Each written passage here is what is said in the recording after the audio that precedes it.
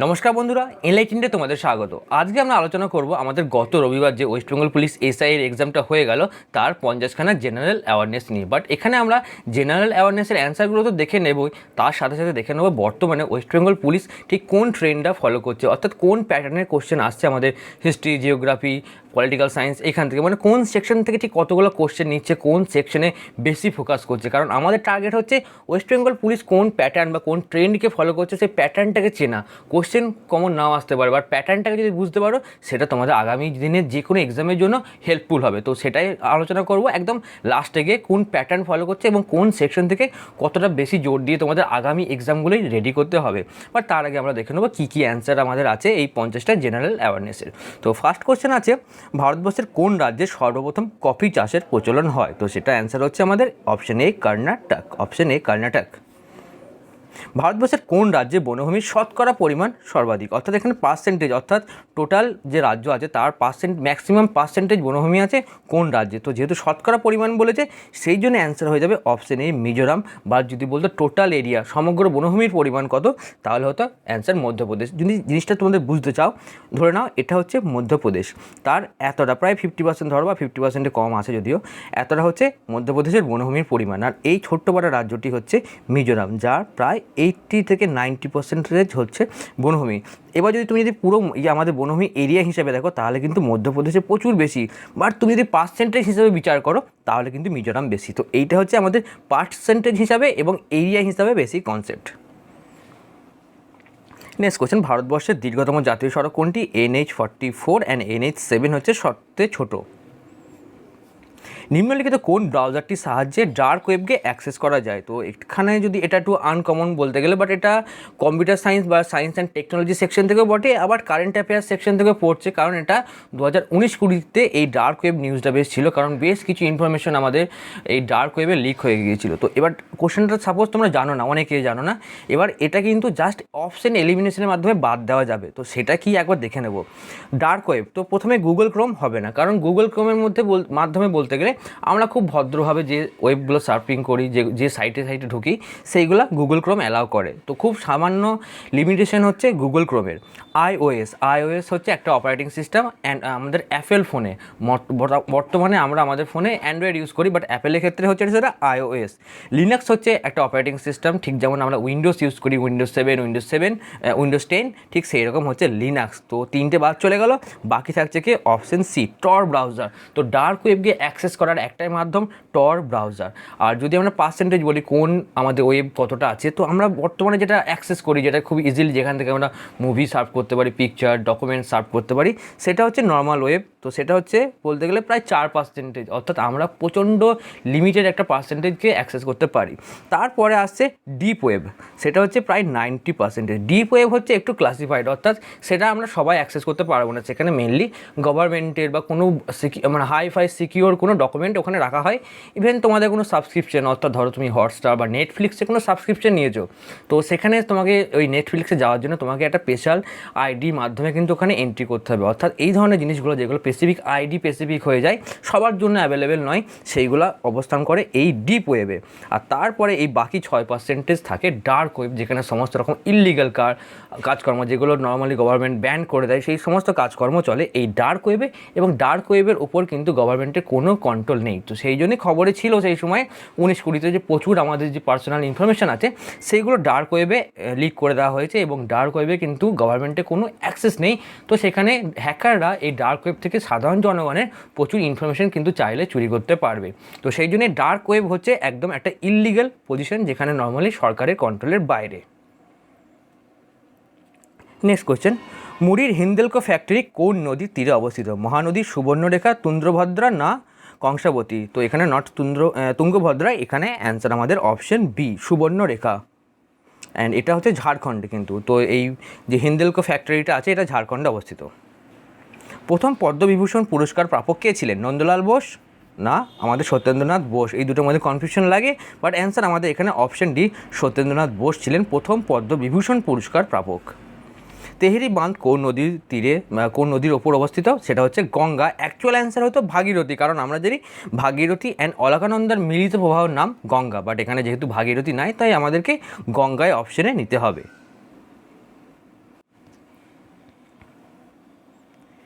নিম্নোক্ত কোনটি মিশ্র গ্রন্থি? তো এখানে অপশন সি অ্যান্সার আমাদের অগ্ন্যাশয়। পম্পাস তৃণভূমি কোন মহাদেশে দেখতে পাওয়া যায়? সেটা হচ্ছে দক্ষিণ আমেরিকা, এবং যদি কোনো কান্ট্রি স্পেসিফিক বলে সেটা হয়ে যাবে আর্জেন্টিনা। ভারতের সঞ্চিত কয়লার 80% কোথায় সঞ্চিত আছে? সেটা হচ্ছে অপশন এ দামোদর অববাহিকা বা দামোদর ভ্যালিতে। কলকাতাকে আলীনগর নামকরণ কে করেছিলেন? তিনি ছিলেন আমাদের সিরাজউদ্দৌলা। উনি যে সময় কলকাতাকে অ্যাটাক করেছিলেন, তো সেই সময় অ্যাটাক করে আমাদের ব্রিটিশদেরকে তাড়ান কিছুটা ওখান থেকে, এবং ব্ল্যাক হোল ইনসিডেন্ট এই সময়ই হয়েছিল। তো সেই সময় উনি কলকাতার নাম চেঞ্জ করে দিয়েছিলেন আলীনগর, নট বাহাদুর শাহ। অ্যান্সার আমাদের অপশন এ সিরাজউদ্দৌলা। নিম্নোক্তর মধ্যে পৃথিবীর প্রাচীনতম রাজধানী কোনটি? তো এদের মধ্যে সবচেয়ে প্রাচীনতম রাজধানী সিটি মানে রাজধানী শহর হচ্ছে দামাস্কাস। সিরিয়ার রাজধানী সম্ভবত দামাস্কাস হচ্ছে আমাদের প্রাচীনতম একটা ক্যাপিটাল সিটি। প্রায় 11,000 বছর পুরনো এই শহরটি কিন্তু। 4 ঘটিকার বৃষ্টিপাত নিম্নলিখিত কোন স্থানে দেখতে পাওয়া যায়? তো বেসিক্যালি বলতে গেলে এই 4 ঘটিকার বৃষ্টিপাতের আর এক নাম হচ্ছে কনভেনশনাল রেইন, তো যেটা মেনলি আমাদের নিরক্ষীয় রেখার আশেপাশে দেখতে পাওয়া যায়। তো এখানে যদি তুমি একটু বেসিক নলেজ থাকে, তুমি একটা নাম কি পাবে যেটা নিরক্ষরেখার আশেপাশে অবস্থিত, সেটা হচ্ছে আমাদের অ্যামাজন। তো অপশন এ আমাদের অ্যান্সার হয়ে যাচ্ছে ইয়াংসি অ্যান্ড হোয়াংহো। এটা চায়নাতে অবস্থিত। চায়না তো আমাদের উপরে, ইন্ডিয়ার উপর দিকে আছে ট্রপিক অফ ক্যান্সার, আর তারও উপরে অবস্থিত চায়না। তো বুঝতে পারছো এটা ইজিলি বাদ চলে যাচ্ছে, ইয়াংসি অ্যান্ড হোয়াংহো। ইন্দিরা 2021 সম্মেলনটি কোথায় অনুষ্ঠিত হওয়ার কথা? তো সেটা হচ্ছে অপশন এ রাশিয়া।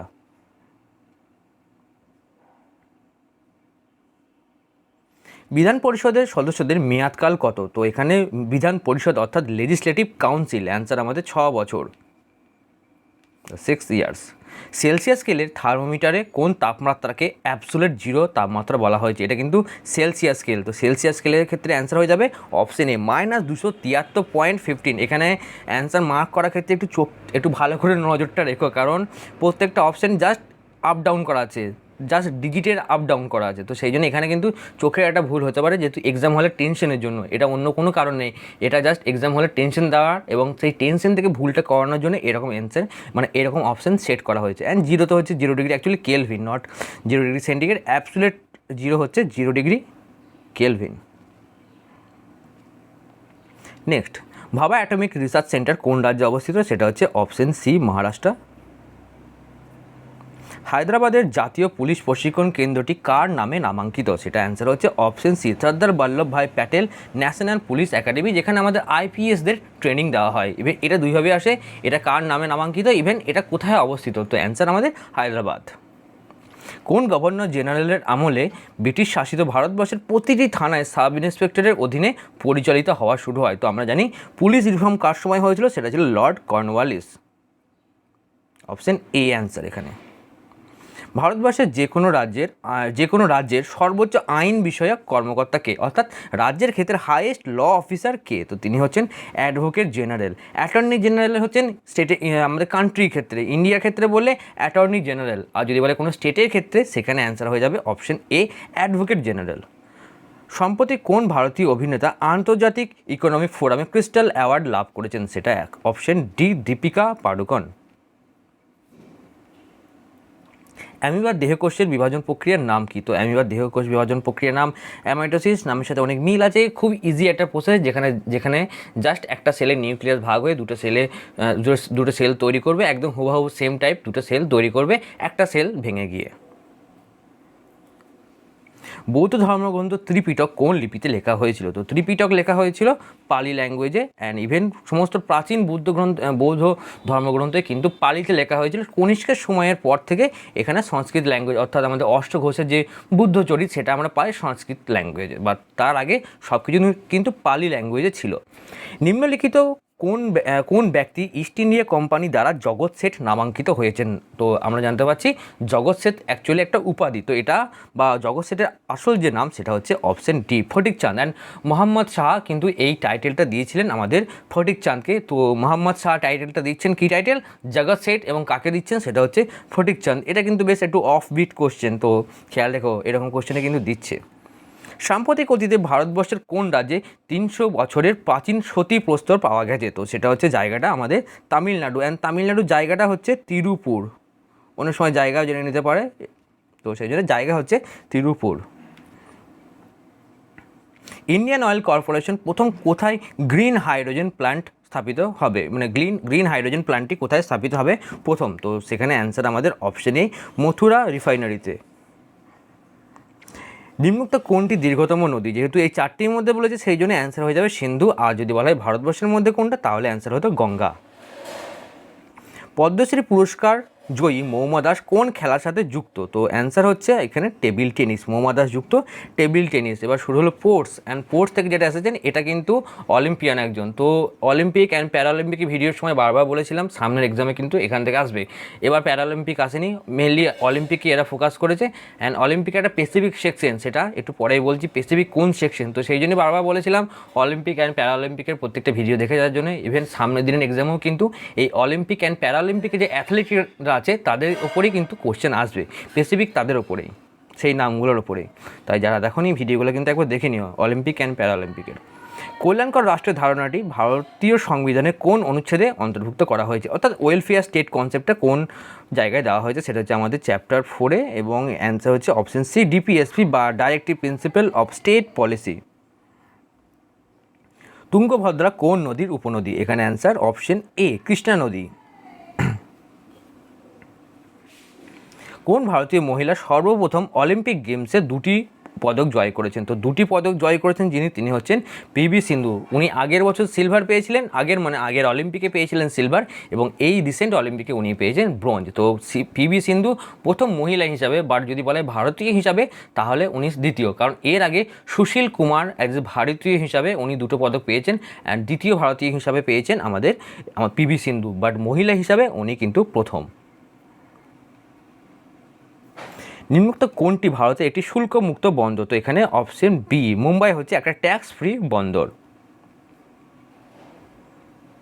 ধূমকেতু কার ছদ্মনাম ছিল? তো ঠিক যেরকম আমরা আগের দিন আলোচনা করছিলাম যে বেঙ্গলি সেকশন থেকে কিন্তু একটা কোশ্চেন চলে আসে এবং সেটা ছদ্মনাম থেকে আসার চান্স সব থেকে বেশি। তো এখানে অ্যান্সার আমাদের অপশন এ, কাজী নজরুল ইসলাম। 2020 সালে রসায়ন শাস্ত্রে কে বিজ্ঞান ক্ষেত্রে দেশের সম্মান ভাটনগড় পুরস্কার লাভ করেছেন? অর্থাৎ ভাটনগড় অ্যাওয়ার্ড সায়েন্স ফিল্ডে দেওয়া হয়, এবং এখানে কেমিস্ট্রি সেকশনে যিনি পেয়েছেন তিনি হচ্ছেন option B, professor Suryendu Dutta.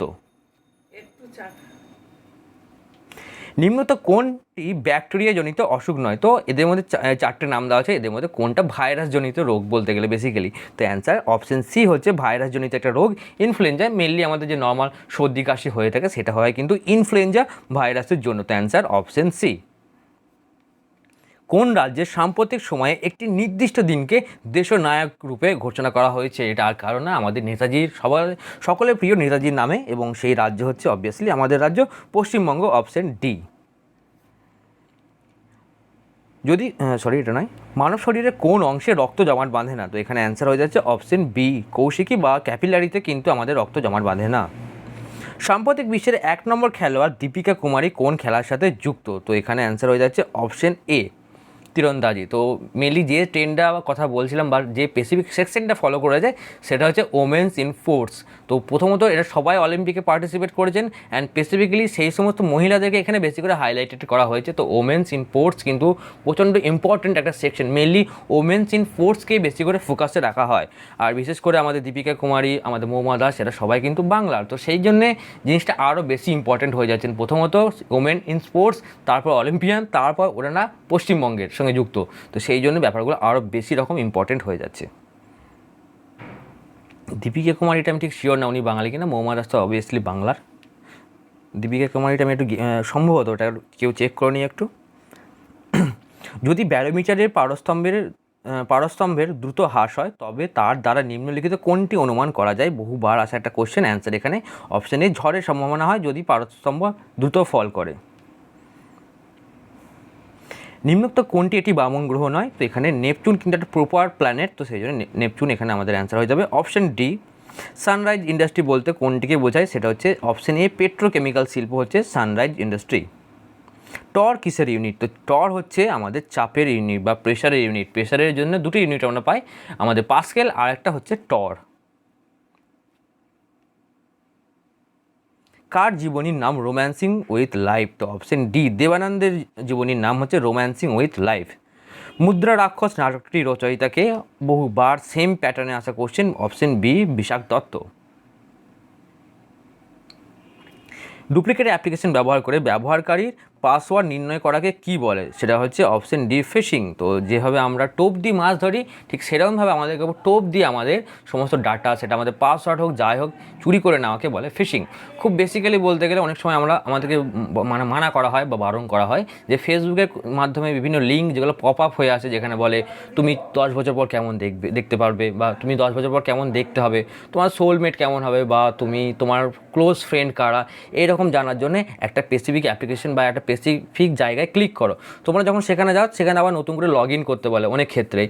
তো সে বা কোনো রকম তোমার ইনফরমেশন ওখানে জানতে চায়। তো এইরকম কিছু কিছু পপ আপ জিনিস হচ্ছে ফিশিং। এটা যদি বলতে গেলে আমাদের ফেসবুকের এইগুলা ঠিক ফিশিং নয়, বাট এইরকম জিনিসই তোমাদের সামনে নিয়ে আসা হয়, যেখানে তোমরা এরকম সেই পপ আপ বা থার্ড পার্টি কোনো অ্যাপ বা থার্ড পার্টি কোনো ওয়েবসাইটে ঢুকে যাবে এবং সেখান থেকে তোমাদের ডাটা থেফট হওয়ার চান্স অনেক বেশি। তো সেই জন্যই মানা করা হয় যে ফেসবুকের যে লিঙ্কগুলো তোমাদের সামনে আছে থার্ড পার্টি অ্যাপ বা থার্ড পার্টি কোনো সফটওয়্যারের মাধ্যমে, সেই রকম কোনো লিঙ্ক না খোলার জন্য। তো ফিশিং হচ্ছে এই একটা জিনিস যেখানে তোমাদের মাধ্যমে কোনো থার্ড পার্টি অ্যাপ বা সফটওয়্যারের মাধ্যমে তোমার ডাইরেক্টলি তোমার ওয়েবসাইটে দেওয়া হবে, তোমার ফোনে আসবে, মেসেজের মাধ্যমে আসবে বা ইমেলের মাধ্যমে আসতে পারে, এবং তার মাধ্যমে তোমার সমস্ত ডাটা কিন্তু চুরি হয়ে যেতে পারে। তো সেই জন্যই কোনো রকম থার্ড পার্টি অ্যাপ, কোনো রকম থার্ড পার্টি ওয়েবসাইটে ভিজিট করো না যেখানে ওয়ার্নিং সাইন থাকে।